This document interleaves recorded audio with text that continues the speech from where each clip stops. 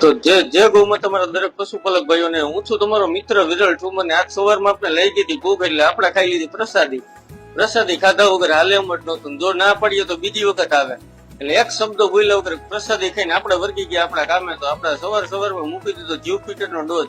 તો જીવફિટર એક એચએફ બુલ છે, બહુ સારી ક્વોલિટીનો બુલ છે. એના બચ્ચા છે એ પણ બહુ સારા દૂધ ઉત્પાદન વાળા આવે છે અને જે એના બચ્ચા આવે છે એમાં વાછરડીની સંખ્યા પણ વધારે આવે છે.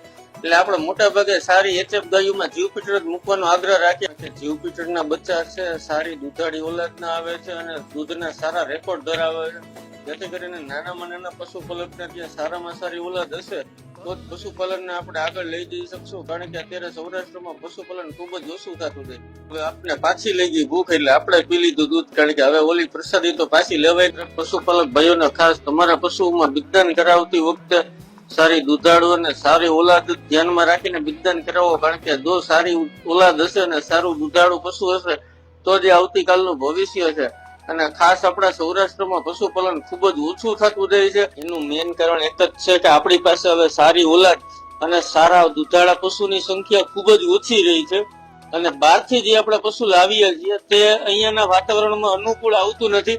જેથી કરીને તેને દૂધ ઉત્પાદન પણ જોઈએ એવડું મળતું નથી અને વાતાવરણ અનુકૂળ ના આવવાના લીધે મરણનો રેશિયો પણ વધારે રહે છે. તો દરેક પશુપાલક ભાઈઓને ખાસ વિનંતી કે તમારા જ ખિલ્લે સારામાં સારી એક ઓલાદ તૈયાર કરો. જે સારા બિજદાન થકી સારી ઓલાદ બનાવવી 100% શક્ય છે. અને તમારી પાસે હાલમાં જે પશુઓ છે તેને સારી ઓલાદ દ્વારા, સારા સંવર્ધન દ્વારા અને સારી માવજત દ્વારા એક સારી એક ઓલાદ તૈયાર કરી શકીએ છીએ. અને આપણે પણ બનાસકાંઠાની જેમ આપણા સૌરાષ્ટ્રમાં પણ સારું દૂધ ઉત્પાદન મેળવી શકીએ છીએ. જય ગૌ માતા.